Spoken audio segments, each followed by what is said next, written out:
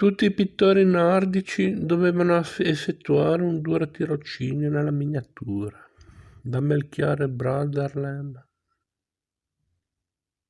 a Robert Campin, da Jan van Eyck a Jean Fouché, da Roger van der Weyden a Enguerrand de Quarton. Miniature di Van Eyck sono al Museo Sabaudo di Torino.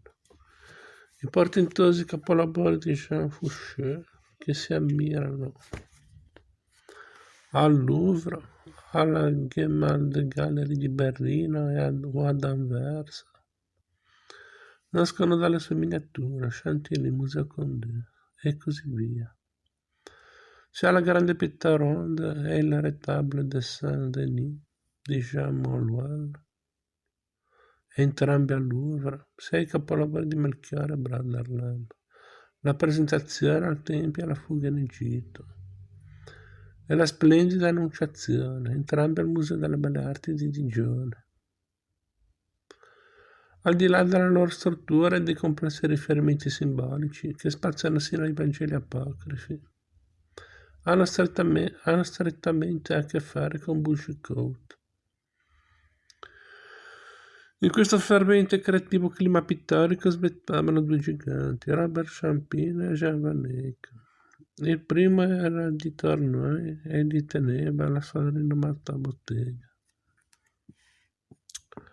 Il secondo, nativo di Maaseik, villaggio sito a una trentina di chilometri a nord di Maastricht, passò la sua infanzia a Bruges, prima di entrare come valet de chambre alla corte di Philippe le Bon, duca di Borgogna.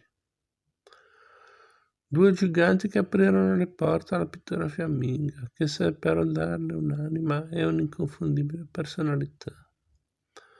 Il segreto di quella pittura, come scrive Erwin Panofsky, è la realizzazione simultanea e, in un certo senso, la conciliazione dei due infiniti, l'infinitamente piccolo e l'infinitamente grande. E questo è il segreto che incuriosì gli italiani e che a loro è sempre sfuggito.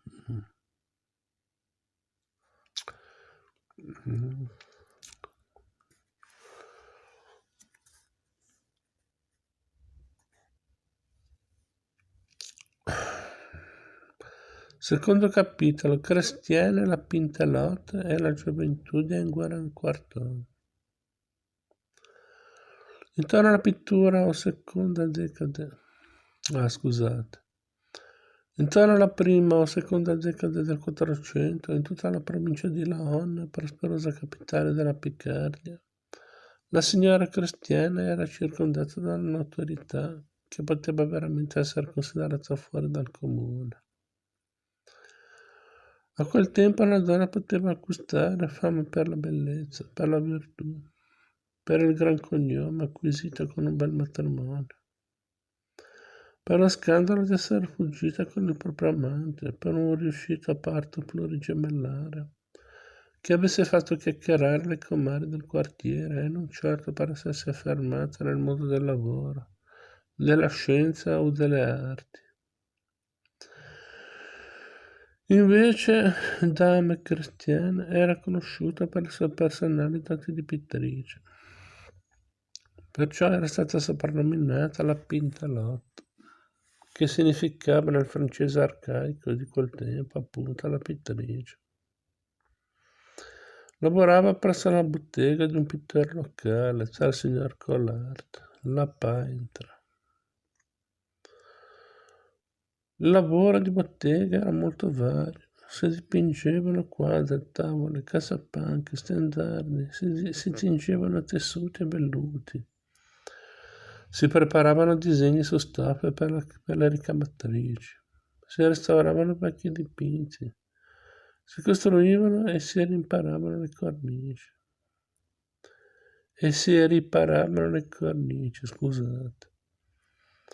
Si verniciavano persino le impalcature variopinte per i tornei, per le cerimonie religiose o per i matrimoni, e si svolgevano anche i lavori preparatori, che erano normalmente lunghi, difficili e faticosi.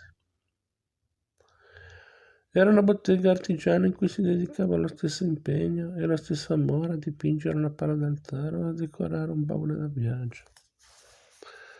Innanzitutto ci si doveva approvvigionare di materiali non sempre facili da trovare. Per fare i colori si dovevano scegliere le argille, i vegetali, gli acidi, i materiali organici, i solventi, i minerali e a volte, quando la borsa del committente lo consentiva, si utilizzava la polvere d'oro, d'argento o di altre pietre preziose. Poi con pignate, marmite e alambichi alla luce fiacca delle candele o di qualche lucerna, in un'atmosfera fumosa che assomigliava un po' a quella di una cucina e un po' a quella di un covo di alchimisti, si creavano i colori. La loro qualità era decisiva per la buona riuscita di un dipinto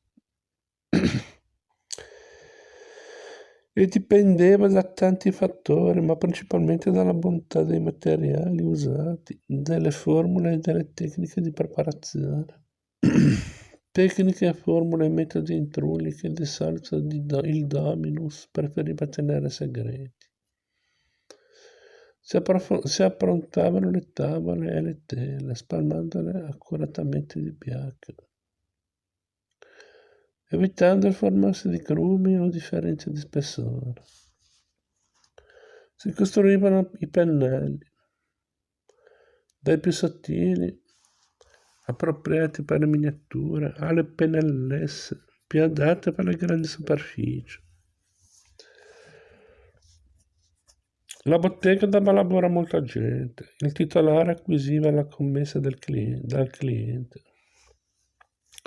e con la propria creatività e sensibilità si faceva interprete dei suoi desideri e della sua volontà. Il pittore rinomato era di solito affiancato da alcuni collaboratori ed era aiutato da numerosi garzoni. Ragazzini che entravano in bottega a 8, 9, 10 anni, destinati a lavori più umili nell'attesa di compiere il salto di qualità. I collaboratori, invece, erano destinati a mansioni più elevate, imparavano l'arte del maestro e soprattutto a imitarne alla perfezione la tecnica e lo stile.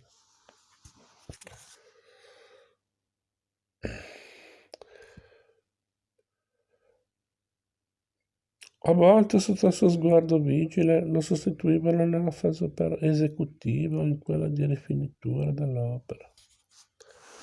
Quando poi il dipinto riscuoteva successo e fioccavano le richieste dei clienti, erano gli aiuti più stretti a essere incaricati di fare delle copie perfette. È probabile che Nguyen Quartone, nato in quegli anni nella diocesi di Laon, abbia iniziato la sua carriera proprio nella bottega di Master Collard, dove lavorava la brava e sicuramente originale e affascinante dama cristiana, la Pintelot.